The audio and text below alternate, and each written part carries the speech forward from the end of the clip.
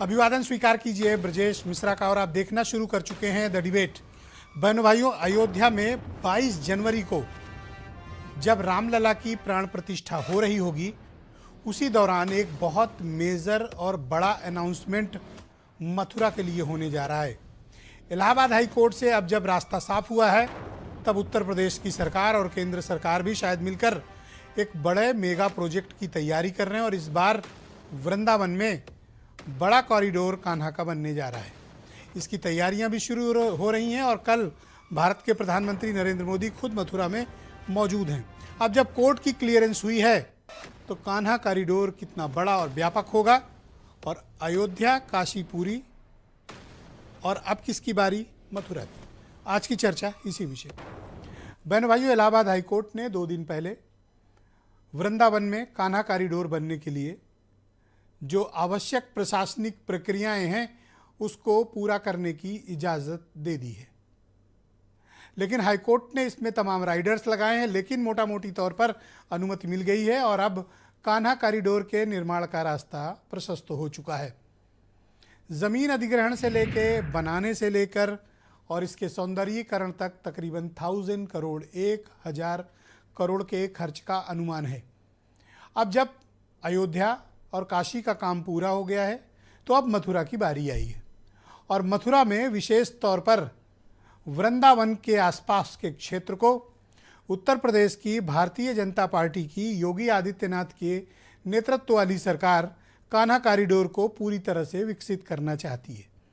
इन दिनों आप देख रहे होंगे कि उत्तर प्रदेश के चीफ मिनिस्टर योगी आदित्यनाथ मथुरा का भ्रमण कई बार कर चुके हैं और कल खुद प्रधानमंत्री नरेंद्र मोदी अपने बिजी शेड्यूल से समय निकालकर मथुरा पहुंच गए हैं।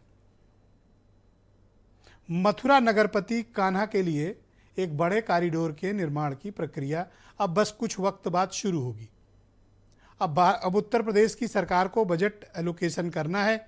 उम्मीद ये की जा रही है कि जो अभी नवंबर के अंतिम सप्ताह में इसी माह उत्तर प्रदेश में विधानसभा का सत्र शुरू होने जा रहा है और इसमें सप्लीमेंट्री बजट के माध्यम से उत्तर प्रदेश की सरकार एक अमाउंट फिक्स करने जा रही है जहां पर कान्हा कॉरिडोर के निर्माण का मार्ग प्रशस्त होगा। यानी अयोध्या, काशी, नाउ मथुरा। क्या मथुरा भारतीय जनता पार्टी का पॉलिटिकल एजेंडा है?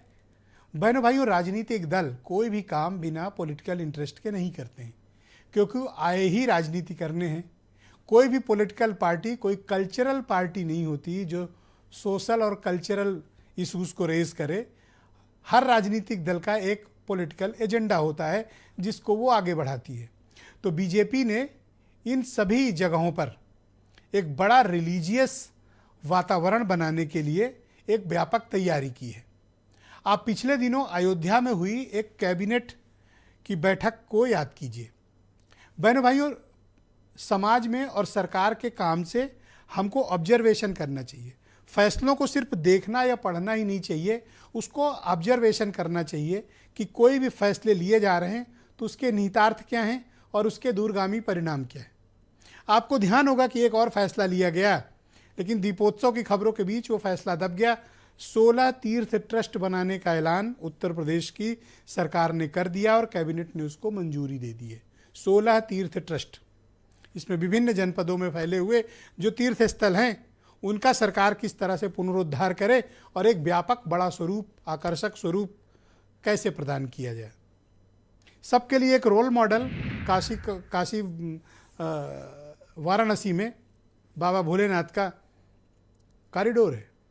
अब विंध्याचल में बन रहा है, अयोध्या तो सर्वश्रेष्ठ बनकर तैयार हो रही है, तो अब बारी है वृंदावन की, मथुरा की। तो क्या ये 2024 के लिए भी और उसके बाद भी बीजेपी के लिए एक बड़ा पॉलिटिकल इशू होगा? क्योंकि ये कॉरिडोर कोई 1-2 दिन में तो तैयार होगा नहीं, बनने के लिए भी 3 साल कम से कम चाहिए होंगे। तब तक क्या आ जाएगा? उत्तर प्रदेश की असेंबली का चुनाव। तब तक इन 16 जो ट्रस्ट बनाए गए हैं इन जगह भी व्यापक पुनरुद्धार का काम होगा। यानी एक massive mega project religiously UP की सरकार काम कर रही है। एक बड़ा पॉलिटिकल इशू है। कभी कभी चुनाव की वजह से या दूसरे आकस्मिक माध्यमों की वजह से, मुद्दों की वजह से इस तरह की डिबेट्स रह जाती हैं, लेकिन हमें इस पर सार्वजनिक चर्चा करनी चाहिए कि इसका इम्पैक्ट क्या होगा, इसका पॉलिटिकल यूज क्या होगा, विपक्ष इसकी तैयारी कैसे करेगा और इसको बीजेपी से निपटेगा कैसे। कुछ बयान सुने आप। प्रदेश में मथुरा में प्रधानमंत्री जी के आगमन पर पलक पावड़े बिछाकर इंतजार कर रहे हैं। बहुत समय से लोगों की डिमांड थी कि जिस कदर वहाँ पर भीड़ उमड़ती है दर्शनार्थियों की, तो दर्शनार्थियों के लिए व्यवस्थित इंतजाम होने चाहिए। उस दिशा में सरकार तेजी के साथ काम करने के लिए आगे बढ़ रही है। मथुरा तो भाई चुनाव 2024 आ रहा है, तो कभी मथुरा कभी काशी, तो वो तो उनके एजेंडे में है, भारतीय जनता पार्टी के एजेंडे में है। और उसी एजेंडे के तहत वो 22 जनवरी को अयोध्या भी आ रहे हैं। तो अब उनके झांसे में जनता आने वाली नहीं है। जनता बाखूबी समझ चुकी है धर्म के आड़ में हिंदू मुसलमान के नाम पर हमारे अधिकार को छीन रहे हैं। तो बहनों भाइयों, आज की परिचर्चा को आगे बढ़ाते हैं। आलोक अवस्थी बीजेपी के प्रवक्ता हैं, दीपक मिश्रा समाजवादी पार्टी से हैं, डॉक्टर सुधा मिश्रा उत्तर प्रदेश में कांग्रेस की प्रवक्ता हैं, गोविंद खंडवाल जी हमारे साथ मथुरा से जुड़ रहे हैं, जाने माने समाज सेवी हैं, और गौरांग दास महाराज जी धर्मगुरु हैं, वृंदावन से हमें ज्वाइन कर रहे हैं। वीरेंद्र सिंह जी हमारे स्टेट हेड, आप सबका शुक्रिया, धन्यवाद इस कार्यक्रम में मेरे साथ शिरकत करने के लिए।